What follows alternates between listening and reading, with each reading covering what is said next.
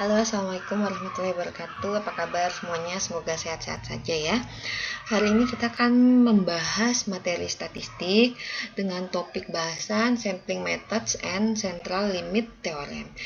Saya ambil bahannya di buku textbook kita, Lin et al. Ada di chapter 8 dan sebagian ada di chapter 9. Nah, ini outline-nya ada 6. Yang pertama kita akan menjelaskan mengapa sih population itu perlu kita lakukan sampel. Kemudian kita akan mendeskripsikan 4 metode untuk melakukan samplingnya. Kemudian yang kedua, kita akan menjelaskan apa itu sampling error. Yang ketiga, kita akan mendemonstrasikan dan membuat sampling distribution dari sampel mean. Yang keempat, kita akan membahas tentang central limit theorem, kemudian kita akan mendefinisikan rata-rata dan standar error dari sampling distribution sample mean. Kemudian yang kelima, kita akan menggunakan central limit theorem untuk menghitung probabilitas. Yang keenam, kita akan menghitung berapa sih sampel yang diperlukan untuk mengestimasi proporsi populasi maupun rata-rata populasi. Jadi kalau kita lihat dari awal, kita akan mengetahui alasan kenapa populasi itu perlu kita ambil beberapa saja datanya untuk menjadi sampel, kemudian metodenya, sampai yang keenam, berapa jumlah yang diperlukan, jumlah sampel yang diperlukan untuk kita dalam memperkirakan populasi itu rata-ratanya berapa, populasi itu proporsinya berapa. Kita mulai yang pertama, kenapa sih kita perlu melakukan sampling terhadap population. Nah, misalnya ya, ada seorang peneliti, dia pengen meneliti elektabilitas calon presiden di Indonesia. Nah, berarti populasinya apa? Populasinya berarti semua masyarakat Indonesia yang memiliki hak pilih dalam pemilu. Nah, bayangkan kalau misalnya, taruhlah misalnya ada 200 juta penduduk Indonesia yang mempunyai hak pilih. Nah, 200 juta itu harus dikontak satu-satu. Nah, kalau satu orang aja ditanyain itu perlu waktu 1 menit, berarti total waktu yang diperlukan itu berapa? 200 juta menit. Nah, itu kan sangat lama, itu time consuming. Jadi alasan pertama adalah kalau kita harus mengecek atau mengambil data di semua populasi itu pasti akan time consuming, menghabiskan waktu yang sangat banyak dan hampir tidak mungkin untuk dilakukan oleh sekelompok atau satu orang peneliti. Kemudian yang kedua, alasan lainnya adalah biayanya sangat tinggi. Tadi contohnya, kalau 200 juta masyarakat yang harus kita cek, kemudian ada satu surveyor itu dibayar per satu orang itu Rp1.000 misalnya untuk bertanya ke satu orang. Rp1.000 kan sangat kecil ya nilainya ya. Rp1.000 kali 200 juta itu sudah 200 miliar biaya yang diperlukan untuk survei saja, untuk mengambil data. Belum lagi biaya untuk analisisnya dan lain sebagainya. Ya. Jadi di sini kita nggak mungkin melakukan meneliti satu populasi. Kita pasti akan melakukan sampling. Satu, alasannya yang pertama time consuming, yang kedua biayanya sangat mahal. Dan kemudian ternyata dari hasil sampel saja itu biasanya cukup untuk menggambarkan populasi, dengan catatan kalau sampling metodenya itu benar. Kemudian yang ketiga itu adalah alasan physical impossibility, untuk mengecek semua item di populasi. Jadi secara fisikal itu tidak dimungkinkan. Misalnya nih kita mau ngecek kadar apa ya? Kadar oksigen misalnya dalam apa ya? Misalnya dalam kadar oksigen di Sungai Bengawan Solo lah misalnya. Nah, itu kan nggak mungkin kamu ngecek semua air Bengawan Solo tuh semuanya diambil, kan tidak mungkin kan. Jadi secara fisikal itu juga tidak dimungkinkan. Atau misalnya kita pengen ngecek keberagaman fauna misalnya. Kita mau ngecek ini dulu, faunanya misalnya burung nih, burung di wilayah Kebun Raya Bogor misalnya. Nah, itu kan bukan burung yang dipelihara ya, burung apapun yang ada di Wilayah Bogor. Nah, secara fisikal tuh tidak mungkin. Satu, nih kamu nggak mungkin tangkepin semua burung-burungnya itu. Kedua, burungnya bisa datang pas kamu lagi survei, besoknya dia terbang lagi tuh. Kemudian di sisi kebudayaan Bogor yang lain juga seperti itu. Nah, itu alasan kita nggak perlu tuh langsung ngecek ke semua burung itu. Kita sampling aja beberapa burung yang ada di kebun raya Bogor. Jadi kita bisa cek, oh ternyata keberagamannya seperti apa, jenis-jenis burungnya. Kemudian yang keempat itu alasan lainnya kita melakukan sampel itu adalah destructive nature of some test. Maksudnya apa nih? Jadi kalau misalnya kita melakukan tes, tesnya itu terhadap populasi itu akan mengakibatkan kerusakan, destruktif gitu. Contohnya apa? Misalnya ada satu perusahaan dia memproduksi wine. Nah, dia mau ngecek nih produksi dia di batch misalnya batch sejuta itu seperti apa rasanya. Nah, kan nggak mungkin tuh misalnya sekali dia memproduksi wine, satu batch itu menghasilkan 100.000 botol wine gitu. Nah, kalau kita ngecek masa kita minum gitu 100.000, semuanya kita harus minum untuk mengecek rasanya. Nah, itu kan teler kan nanti orangnya kan. Nah, itulah kita perlu melakukan sampel saja, beberapa saja di batch itu yang akan kita cek. Nah, kemudian yang kelima alasannya, sampel result itu sudah cukup biasanya untuk menggambarkan populasi untuk memperkirakan ke depan itu seperti apa. Maksudnya apa? Misalnya nih, kita mau memprediksikan kalau misalnya preferensi orang untuk memilih snack di tahun depan itu rasa apa yang akan mereka pilih. Apakah misalnya nih Citato pengen lihat nih, mereka akan lebih memilih apakah rasa keju ataukah barbecue atau rasa yang lain.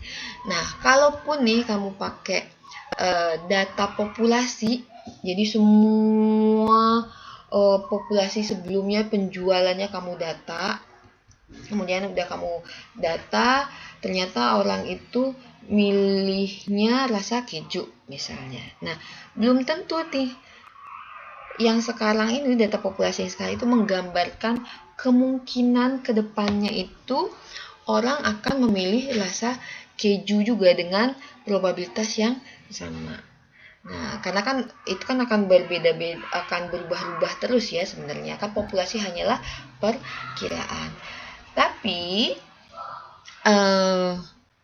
itu misalnya apa ya namanya itu, kayak kalau kamu dapat data populasi pun sebenarnya nggak menjamin 100% akan benar di masa depan. Nah, ternyata dengan melakukan sampel saja, sampel yang benar, hasilnya itu sebenarnya juga hampir sama itu daya perkiraannya di masa depan dengan daya perkiraan kalau kamu melakukan tes ke satu populasi. Jadi sebenarnya mau kita bisa populasi, mau kita datanya bisa populasi, mau kita datanya bisa sampel, sebenarnya kalau sampelnya sudah benar, resultnya itu atau daya perkiraannya ke depannya itu akan sama atau mirip lah gitu. Nggak sama persis tapi mungkin akan mirip, dan itu cukup untuk menjawab pertanyaan penelitian kita atau untuk menjawab analisis atau menjawab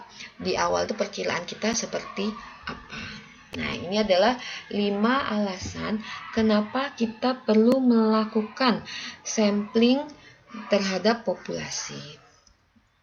Nah, udah kita tahu nih alasan kita perlu melakukan sampling. Ini adalah metode dalam melakukan sampling. Sebenarnya metode lainnya itu masih ada beberapa, itu biasanya itu tergantung nature dari data kita, tergantung nature dari apa yang mau kita teliti. Jadi kalau misalnya kalian menelitinya ada populasi yang cenderung agak berbeda, kemudian dia agak spesifik, nah mungkin sampling metodnya akan sedikit berbeda. Tapi secara general, sampling method itu dibedakan menjadi 4. Yang pertama adalah simple random sampling, lalu yang kedua systematic random sampling, yang ketiga stratified random sampling, yang keempat adalah cluster sampling. Nah, kita akan bahas satu per satu. Yang pertama itu adalah simple random sampling. Nah, di simple random sampling ini, sampel itu dipilih sehingga satu item ataupun orang ya, kalau misalnya kita populasinya adalah orang, dalam satu populasi itu memiliki kesempatan yang sama untuk dijadikan sampel. Jadi, setiap item ataupun setiap orang itu memiliki kesempatan yang sama untuk menjadi sampel dalam satu penelitian atau dalam satu kegiatan, dalam satu jumlah sampel kita.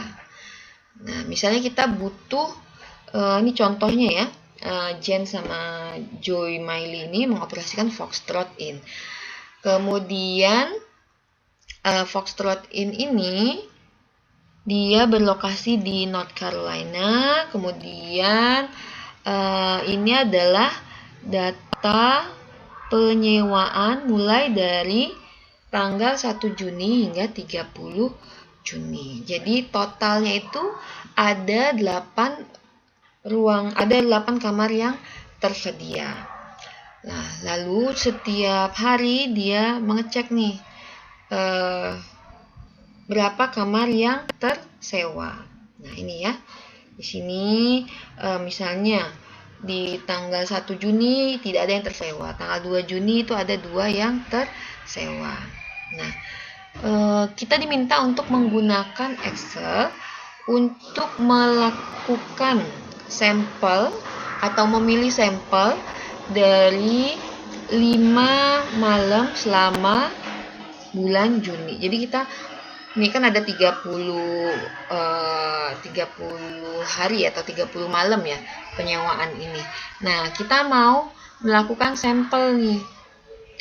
Samplingnya itu kita pengennya ngambil 5 sampel. Nah, jadi kita mau ngambil yang mana nih yang kita jadikan sampel?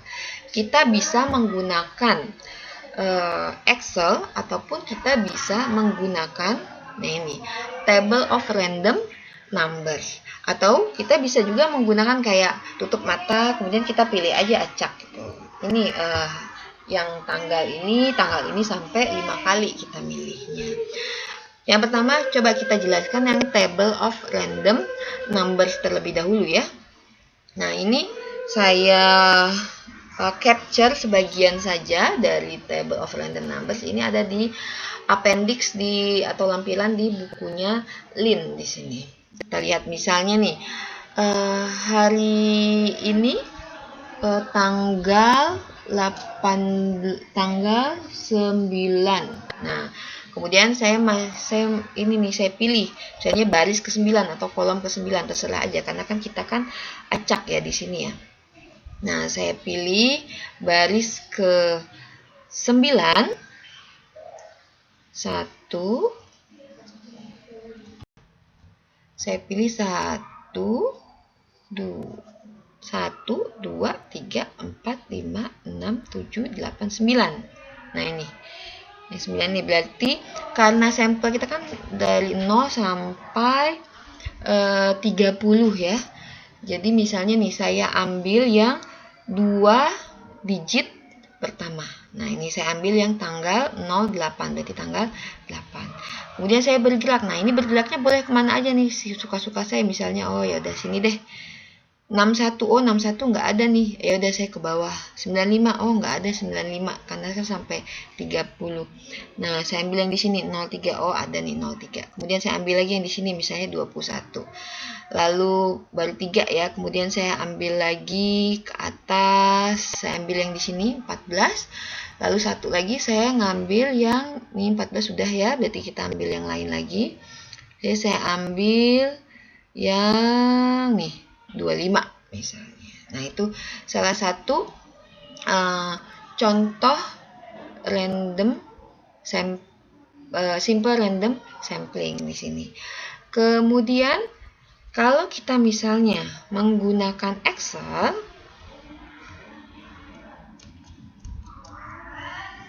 nah di sini kita bisa menggunakan formula.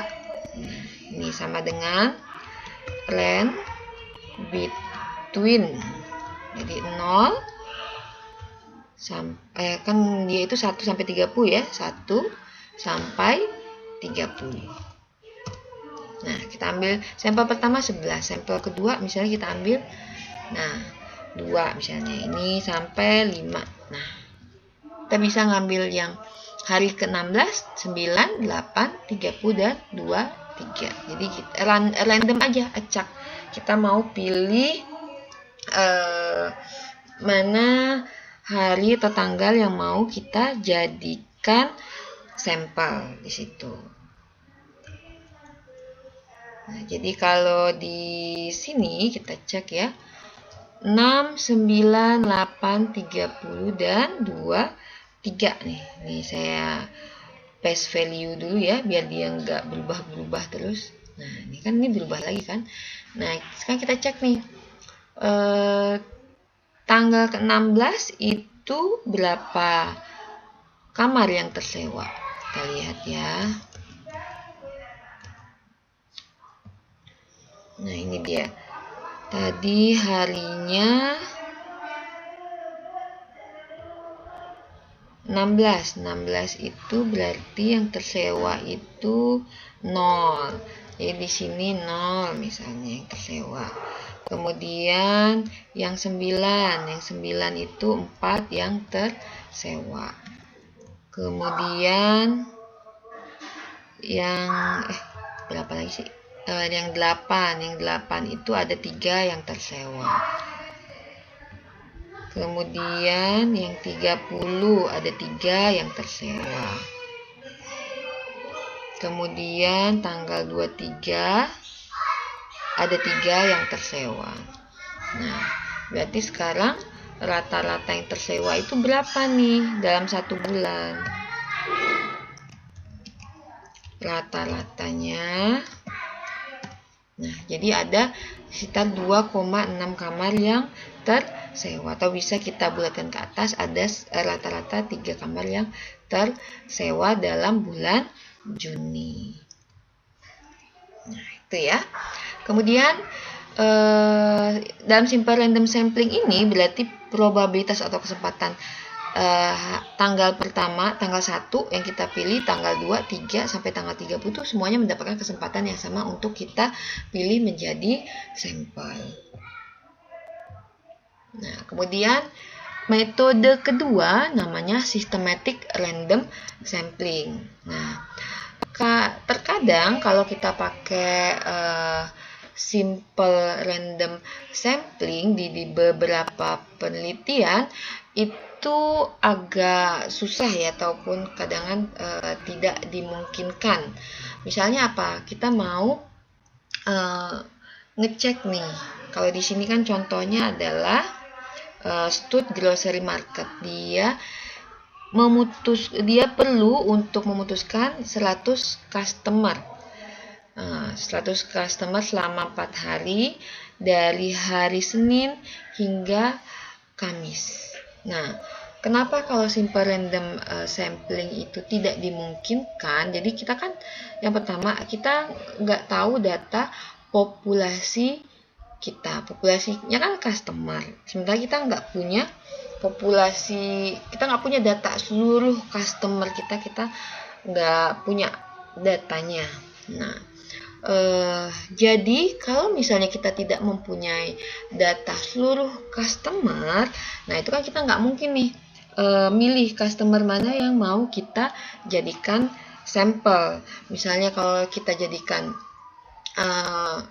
kalau kan kita nggak punya data populasi customer kita, jadi kita nggak bisa misalnya kalau kita punya data populasi 1 juta customer nih, Nah, kita bisa kalau pakai simple random sampling kan kita bisa nih, berarti kan masing-masing customer tuh kemungkinan terpilihnya ada 1 dibagi 1 juta.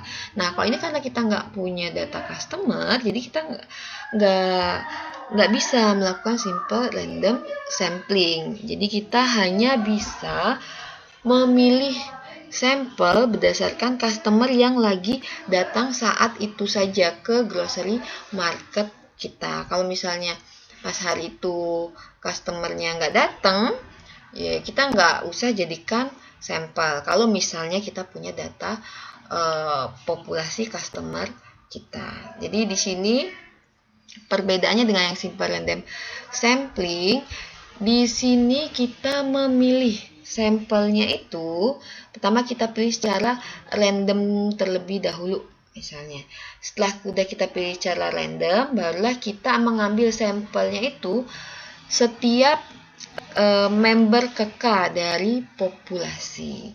Contohnya seperti apa? Ini ya, ada 100 customer yang perlu kita sampling ya. Dengan populasi kita nggak tahu populasi total customer kita berapa. Selama 4 hari kita akan memilih. Berarti kalau 4 hari 100 bagi 4 ada 25 customer per hari. Kemudian kita mau melakukan samplingnya itu dengan waktu yang berbeda-beda, yaitu ada yang dimulai dari jam 8, ada yang dimulai jam 11, ada yang dimulai jam 4 sore, dan ada yang jam 7 sore. Nah, kemudian kita akan, cara kita memutuskan secara random terlebih dahulu, kita mau mulai sampelnya di hari apa dan di jam keberapa. Kemudian kita tulis terlebih dahulu nih. Harinya ada 4 hari. Jadi dari Senin sampai Kamis itu kita tulis di kertas, misalnya udah di kertas kita taruh di satu gelas misalnya ya. Kemudian 4 waktunya, misalnya jam 8, jam 11, jam 4, jam 7 kita tulis di satu kertas, kita taruh di satu gelas yang berbeda lagi. Kemudian ini taruhnya di 2 topi ya. Nah, kita taruh di satu topi untuk hari dan satu topi lagi untuk waktu. Nah, kemudian kita secara acak tuh, mata tertutup, kita ambil satu slip di masing-masing topi tersebut.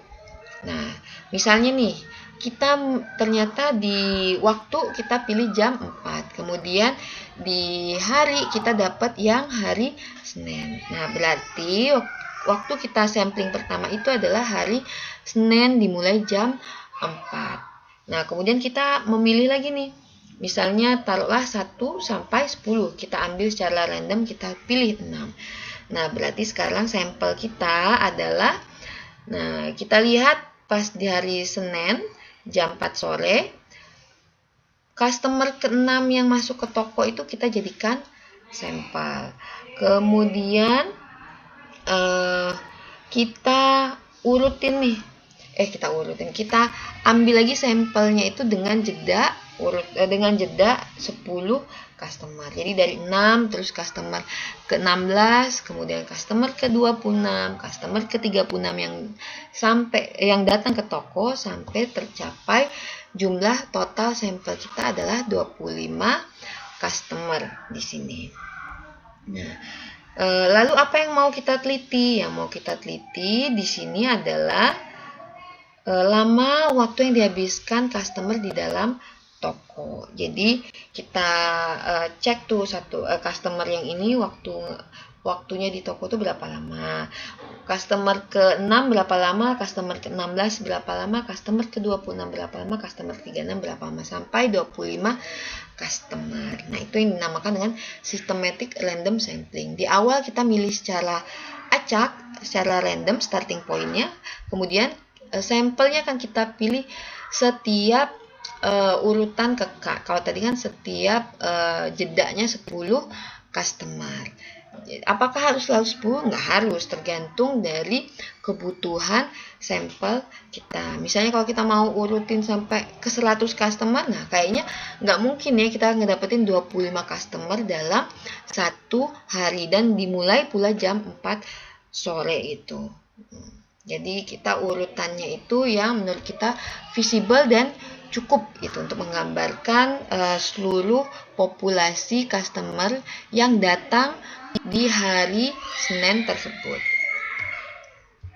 Nah, metode yang ketiga namanya stratified random sampling. Ini stratified ini dari kata stratum ya atau kelompok. Nah, misalnya gini ya. Ada satu populasi, di populasi itu kita bisa membaginya itu menjadi sub kelompok atau dibagi menjadi beberapa kelompok lagi. Nah, pembagian kelompok ini itu dinamakan dengan strata. Nah, jadi sampel itu secara random dipilih dari setiap stratum tersebut. Nah, jadi satu populasi dibagi menjadi beberapa kelompok, kemudian di setiap kelompok tersebut kita akan mengambil sampelnya. Nah ya, syaratnya apa kalau stratified random sampling? Ketika kita bisa secara jelas membagi populasi menjadi beberapa kelompok dengan karakteristik yang jelas dan bisa dipertanggungjawabkan kenapa karakteristiknya itu. Nah, kelebihannya apa? Stratified sampling ini dia lebih akurat merefleksikan karakteristik dari populasi dibandingkan simple random ataupun systematic random sampling. Kenapa? Misalnya nih kalian mau melihat kinerja perusahaan.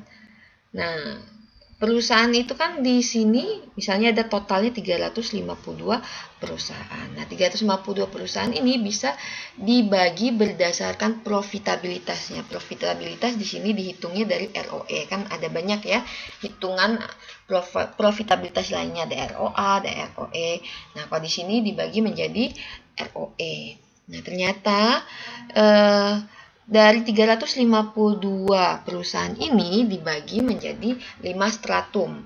Yang pertama itu yang ROE-nya 30% atau lebih. Kemudian yang kedua 20 sampai 30%. Yang ketiga 10 sampai 20%. Yang keempat 0 sampai 10%.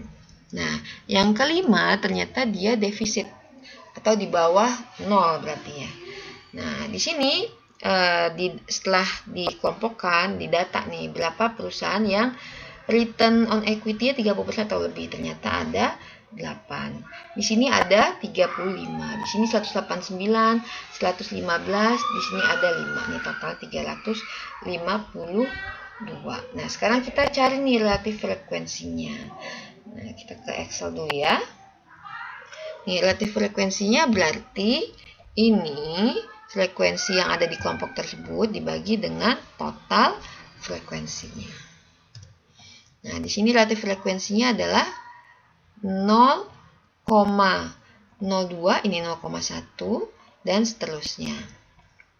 Nah, totalnya adalah 1. Nah, kalau dilihat berdasarkan probabilitasnya, kalau kita pakai simple random sampling, nah di sini kan kemungkinan besar sampel yang terpilih itu adalah sama dengan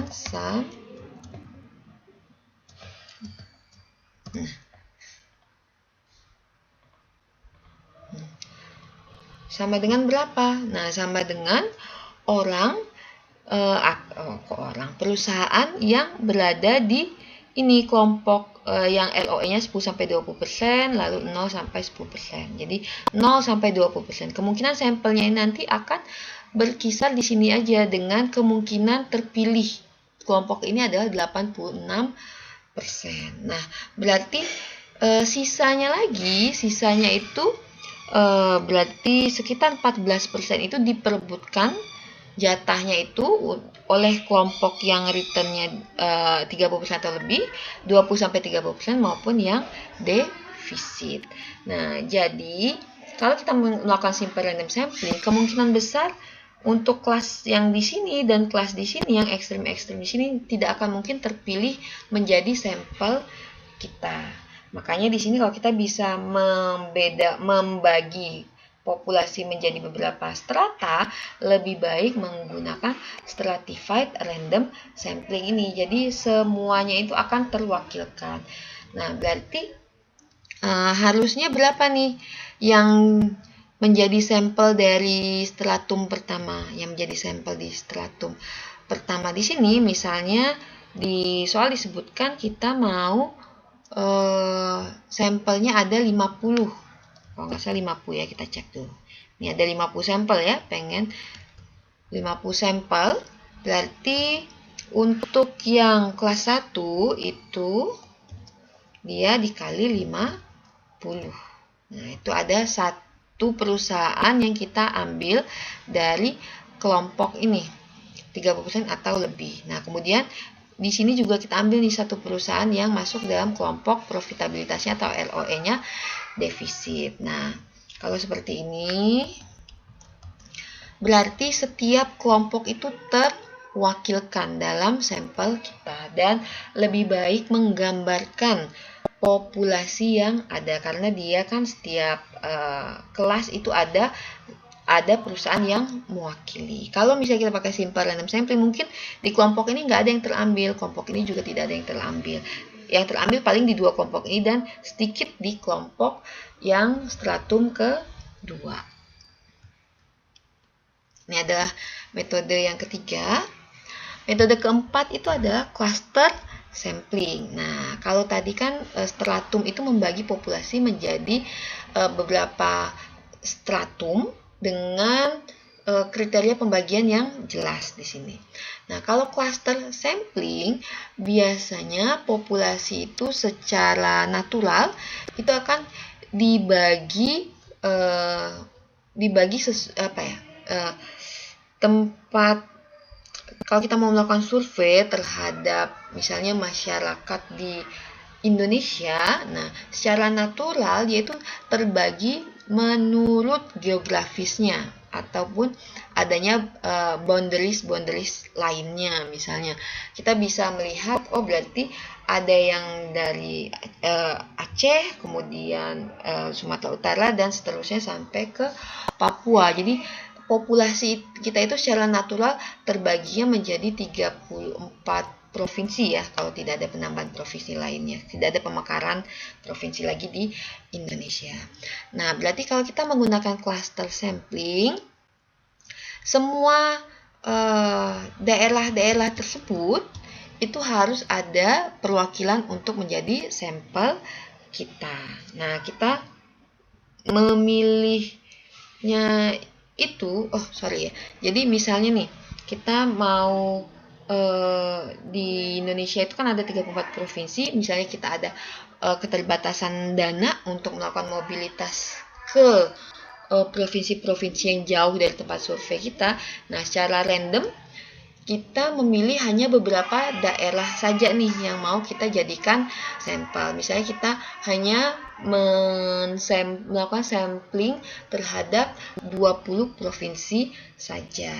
Jadi clusteringnya itu berdasarkan provinsi di sini. Nah, sini ya. Lalu contohnya nih, kita mau melihat, nah ini ya, pandangan dari masyarakat di Chicago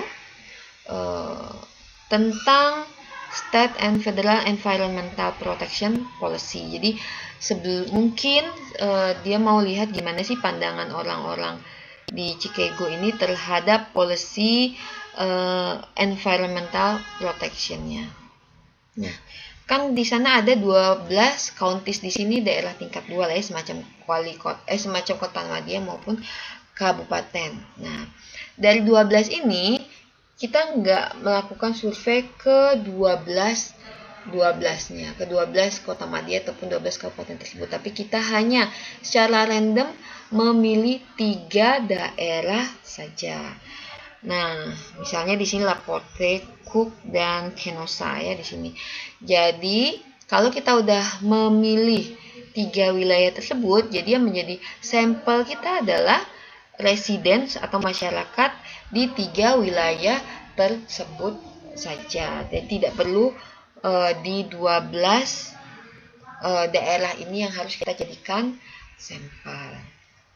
Oke, itu dulu tentang sampling method. Sekarang kita akan masuk ke sampling error.